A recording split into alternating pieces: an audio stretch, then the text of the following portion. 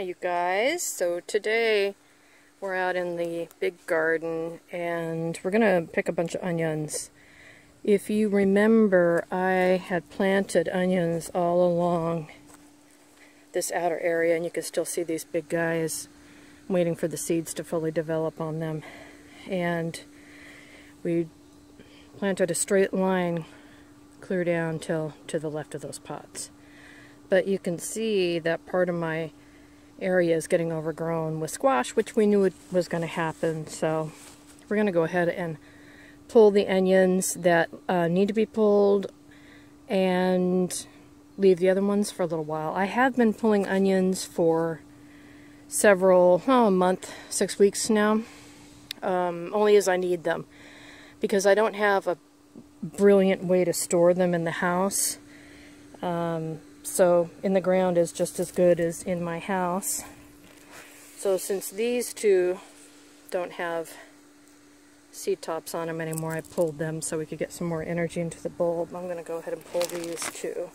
See, I let that go too long. Look how small, give you some shade, that onion is compared to the height. I mean, this must be 3.5 feet tall. So I let that go too long before I took the seed ball off. Let's pull this one. This one's a little better. So good. They're both good enough to keep, but I really should have cut them sooner when they started developing this big, thick stalk.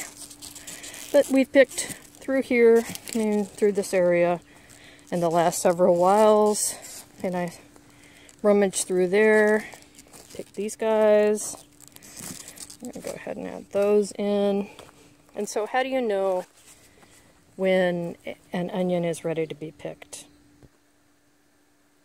Okay, so if an onion is still standing up nice, straight, and tall like this, and the green is standing up nice, straight, and tall, you can pretty much leave it. When the tops start to brown and the onion falls over, even if they're still green on the top, it's time to pull the onion. Now, if you remember, we planted these really late. It's a late spring planting because I was out of the country. But, you know, they did all right. Not big, huge ones. Some are huge. Most are just kind of medium-sized. So that's how you know when to pull an onion. It's a lot like a garlic. And they just pull right out of the ground if it's nice and friable. Oh, look, that's a double stuck together. So some of these we'll pick, some of them we'll leave. And then some of these are just these tiny little guys. Oh, that close, another double. Huh. So last year I didn't get all of my onions planted out, and a lot of these came up from last year as well. So I'm thinking that the bigger ones must have come up from last year, and these smaller ones are all from this year. Look at this, it's another double one.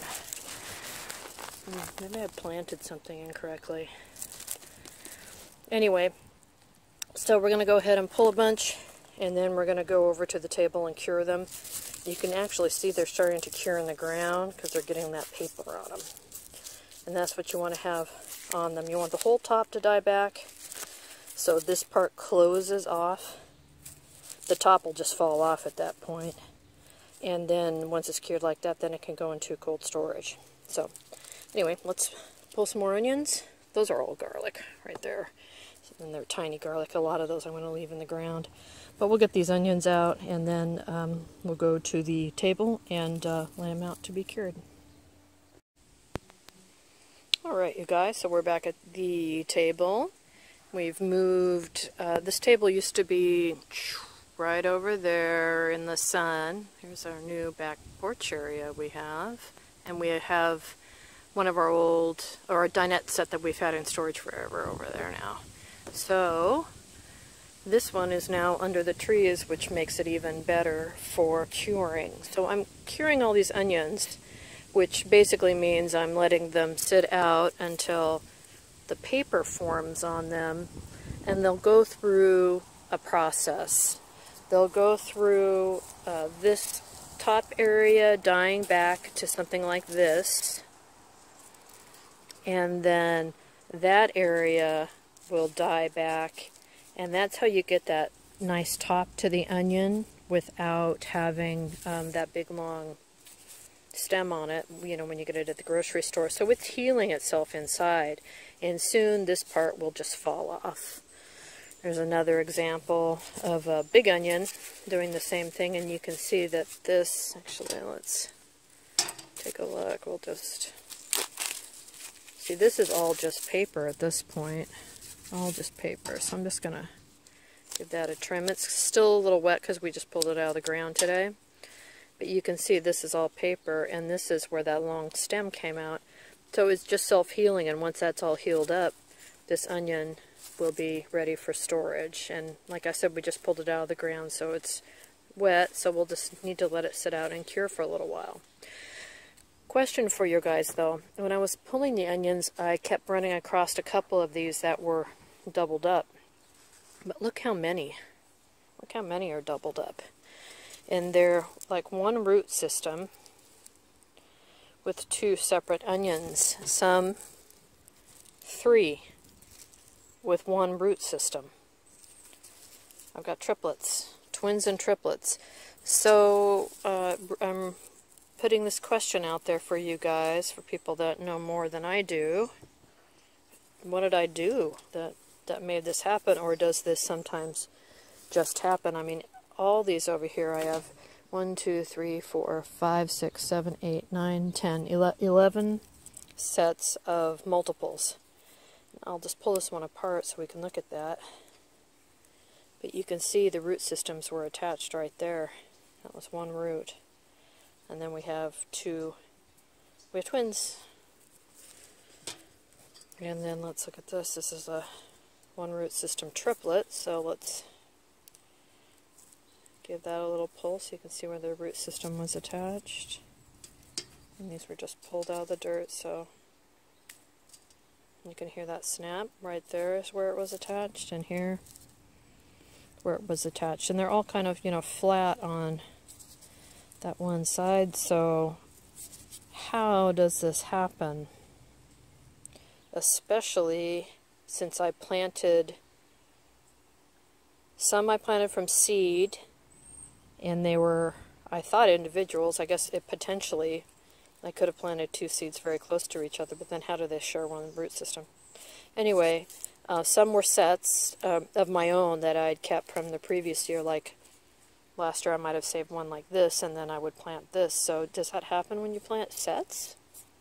I don't know. So if you guys know, please let me know, and it will make me smarter and wiser. So here's our onions, and I'll get back to you when they are cured.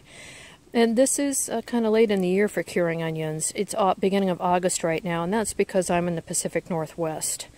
I'm going to link some channels here. You'll see it down in the description, and you'll see some cards up here. But Palmetto Prepper, friend of mine in North Carolina, we happen to be in the same grow zone, but drastically different grow times and harvest times. So it's pretty interesting. We're both in 8. And I think he did onions 2 months ago or something crazy. He's dug up his potatoes, and we're not even near that yet. So check him out for North Carolina. Steve from Corsair Trainers, a beginner gardener, but advanced prepper, advanced tactician. And he is in the LA area, so again, extremely different grow zone. And then finally, Manifestation of Imagination, our crazy genius friend Reed, who is a prolific gardener, a computer whiz, and the master of all solar. And just, we call him the crazy genius, and he is indeed that. Steve and Anthony from Palmetto Prepared are both former military and have a lot of experience in those arenas. I rarely touch on things like that, so I like to give a shout out to channels that I believe in for people to check their channels out and gain information from people that know what the hell they're talking about. So see the cards, link below, check them out, come back later, and we'll look at the onions when they're done. So thanks for watching, you guys.